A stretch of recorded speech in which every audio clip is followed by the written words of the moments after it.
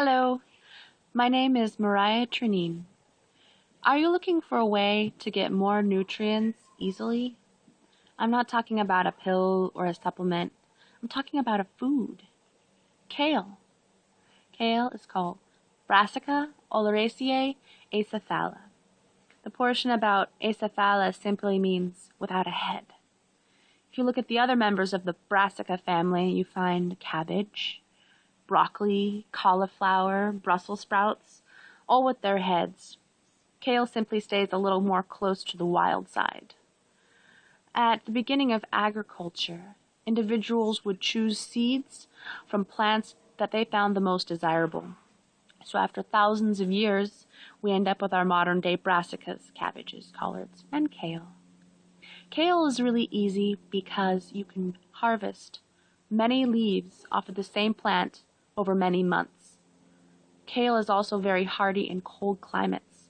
It's popular like here in the Northwest and in Northern Europe.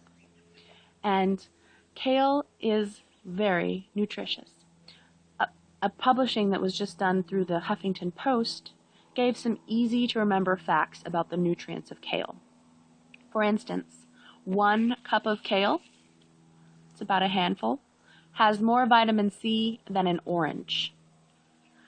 Kale is also very high in vitamin A. It has about 200% of your daily needed vitamin A. So it's vitamin C, vitamin A. It's very high in iron. Kale also has 9 essential amino acids. That's the same as meat. Kale also has 9 non-essential amino acids. Dr. Ramsay, the author of 50 Shades of Kale, says that you should eat kale with an oil and perhaps a citrus. An oil helps bring out the nutritional benefits of the amino acids, and the citrus helps bring out the iron. Kale is also making waves in the medical field. A study that was recently done on kale's glycosinolate complexes found it to be very effective in cancer fighting and cancer prevention, especially cancers of the intestines. So when glycosinolates begin to break down in the digestive system, they're active compounds, and what they break down into helps to prevent cancer. All the Brassica family have high levels of glycosinolates. A study done by the Environmental Working Group looked at kale and tested it when it's conventionally grown to see how high the levels of pesticides were. Kale makes the Dirty Dozen Plus list. They study all different sorts of produce and compile a list of ones that should, if at all possible, be consumed organically. Kale does make that list. You can find out more information about others on the Dirty Dozen list, and they also have a list of the Clean 15. Produce that they find is completely, almost non-detectable levels of pesticides if grown conventionally.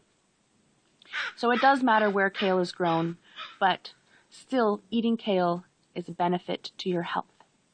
A study done by Federico Ferroli and his counterparts they tested 3 different countries' kales.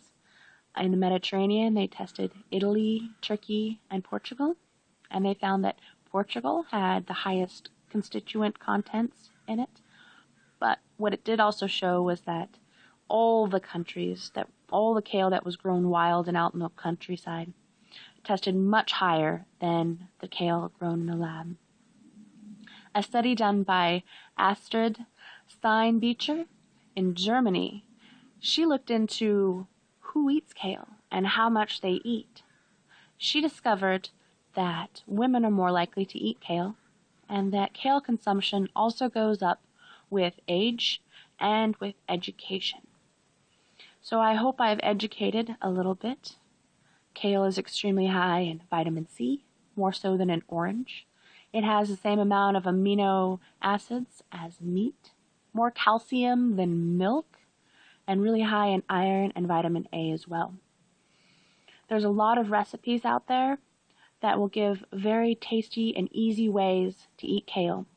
Kale is found in every continent, and it loves to grow in cold weather. You can find it during the winter and it's a very interesting little plant. Brassica oleracea acephala, your little wild friend without a head. If you have any questions or comments, please feel free to ask.